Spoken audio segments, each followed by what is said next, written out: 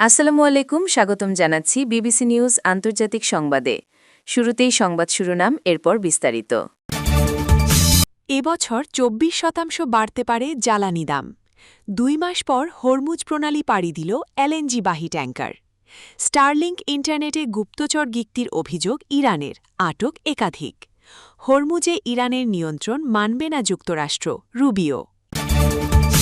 দর্শক, এতক্ষণ শুনছিলেন সংবাদ শিরোনাম। এখন বিস্তারিত। আপনি যদি ইসরায়েলের ধ্বংস চান এবং মুসলিমদের পাশে থাকেন, তাহলে ভিডিওতে লাইক করে চ্যানেলটি অবশ্যই সাবস্ক্রাইব করে দিবেন এবং আপনার মূল্যবান মতামত অবশ্যই কমেন্টে লিখে জানিয়ে দিবেন। এখন বিস্তারিত। এবছর ২৪% বাড়তে পারে জ্বালানি দাম।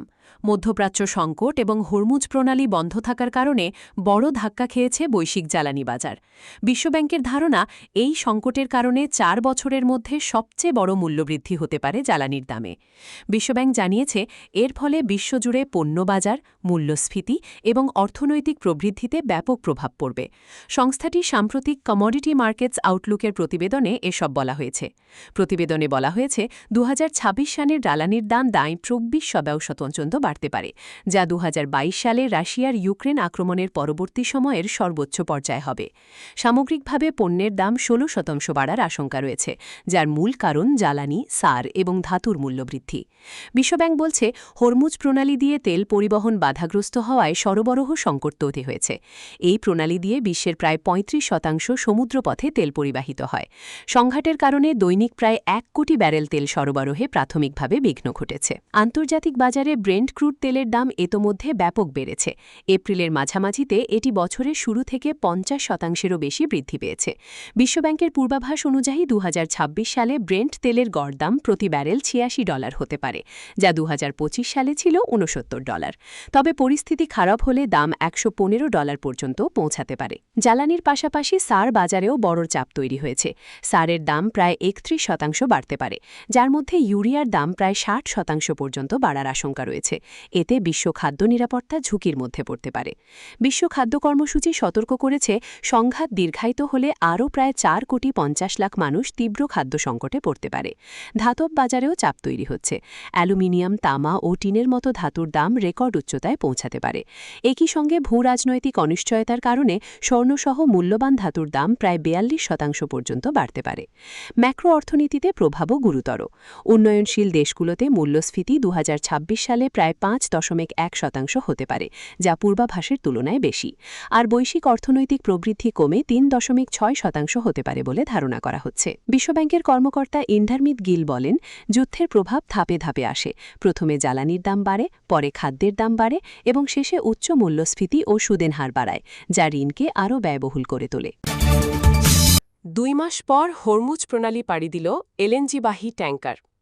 মধ্যপ্রাচ্যে চলমান উত্তেজনার কারণে গত মার্চ মাসের শুরুর দিকে বন্ধ হয়ে যাওয়ার দীর্ঘ ২ মাস পর তরলীকৃত প্রাকৃতিক গ্যাস বা এলএনজি বোঝাই একটি ট্যাঙ্কার বিশ্বের অন্যতম গুরুত্বপূর্ণ নৌপথ হরমুজ প্রণালী পার হয়েছে। জাহাজ ট্র্যাকিং কোম্পানি কিপলারের তথ্যে এই বিষয়টি উঠে এসেছে। এএফপি কর্তৃক বিশ্লেষিত কিপলারের তথ্য অনুযায়ী সংযুক্ত আরব আমিরাতের কোম্পানি অ্যাডনক পরিচালিত মুবারাক নামের ট্যাঙ্কারটি ১,৩২,৮৯০ ঘনমিটার এলএনজি নিয়ে সংযুক্ত আরব আমিরাতের দাস আইল্যান্ড থেকে ২ মার্চ যাত্রা শুরু করেছিল। এরপর দীর্ঘ ২ মাস বিরতি দিয়ে অবশেষে গন্তব্যের উদ্দেশ্যে এই নৌপথ পাড়ি দিয়েছে জাহাজটি।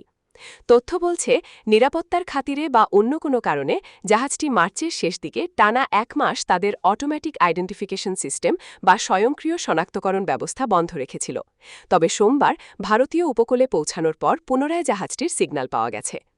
কিপলারের বিশ্লেষক চার্লস কোস্ট্রাউস তার বিশ্লেষণমূলক নোটে উল্লেখ করেন, সম্ভবত জাহাজটি ১৮ ও ১৯ এপ্রিলের দিকে সফলভাবে হরমুজ প্রণালী অতিক্রম করেছে, যা অন্যান্য কয়েকটি জাহাজের যাতায়াতের চেষ্টার সঙ্গে সামঞ্জস্যপূর্ণ।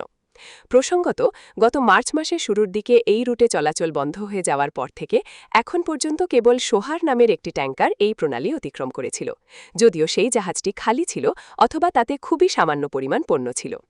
এদিকে কিপলারের তথ্যমতে ১ মার্চ থেকে পারস্য উপসাগরীয় অঞ্চল থেকে অপরিশোধিত তেলবাহী ৭০টিরও বেশি জাহাজ ছেড়ে গেছে, যার বড় একটি অংশ ইরানের বন্দর থেকে যাত্রা করেছে।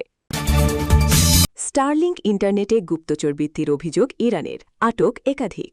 স্টারলিংক স্যাটেলাইট ইন্টারনেট ব্যবহার করে সংবেদনশীল তথ্য বিদেশে পাচারের অভিযোগে বেশ কয়েকজন সন্দেহভাজনকে আটক করেছে ইরানের পুলিশ। স্থানীয় সংবাদ মাধ্যমের বরাতে এ তথ্য জানিয়েছে আল জাজিরা। তেহরান মেট্রোপলিটন পুলিশের তথ্যকেন্দ্র জানায়, রাজধানী তেহরানের ইউসুফাবাদ এলাকা থেকে তাদের আটক করা হয়। অভিযুক্তরা ওই এলাকার একটি ভাড়া বাসাকে গুপ্তচর বৃদ্ধির কার্যক্রম পরিচালনার জন্য ব্যবহার করছিল। পুলিশের দাবি, সেখানে তারা উন্নত যোগাযোগ প্রযুক্তি, বিশেষ করে স্টারলিংক স্যাটেলাইট ইন্টারনেট ব্যবহার করে বিদেশি গোয়েন্দা সংস্থা ও তথাকথিত শত্রু নেটওয়ার্কের কাছে তথ্য ও ছবি পাঠাত। এদিকে দক্ষিণাঞ্চলের সিরাজ শহর থেকে প্রায় ৮০ কিলোমিটার দূরের সার্ভেস্থান এলাকায় পৃথক আরেকটি অভিযানে একজনকে গ্রেফতার করা হয়েছে। তার বিরুদ্ধে অভিযোগ, গুরুত্বপূর্ণ ও সংবেদনশীল স্থান থেকে বার্তা, ছবি ও ভিডিও পাঠিয়ে বিদেশি গোয়েন্দা সংস্থাকে সহযোগিতা করছিলেন। ইরানি কর্তৃপক্ষ বিষয়টিকে জাতীয় নিরাপত্তার জন্য গুরুতর হুমকি হিসেবে দেখছে। একই সঙ্গে এ ধরনের কর্মকাণ্ডের বিরুদ্ধে কঠোর ব্যবস্থা নেওয়ার ঘোষণা দিয়েছে দেশটি। হরমুজে ইরানের নিয়ন্ত্রণ মানবে না যুক্তরাষ্ট্র। মার্কিন পররাষ্ট্রমন্ত্রী মার্কো রুবিও বলেছেন, কোনো আন্তর্জাতিক জলপথকে ব্যবহার করবে তা ইরান ঠিক করবে, এটি কখনোই গ্রহণযোগ্য নয়। স্থানীয় সময় সোমবার ২৭ এপ্রিল তিনি মার্কিন সংবাদ মাধ্যম ফক্স নিউজকে দেওয়া এক সাক্ষাৎকারে একথা বলেন। এই মন্তব্যে তিনি বিশেষ করে হরমুজ প্রণালীর প্রসঙ্গ তুলে ধরেন এবং সেখানে নতুন এক ধরনের নিয়ন্ত্রণ ব্যবস্থা প্রতিষ্ঠার তেহরানের চেষ্টার কথা উল্লেখ করেন। এদিকে ইরান বলেছে, চলতি বছরের শুরুর দিকে যুক্তরাষ্ট্র ইসরায়েলের যৌথ হামলার পর ওয়াশিংটনের সঙ্গে কোনো সমঝোতা হলে তারা প্রণালীটি আবার উন্মুক্ত করবে।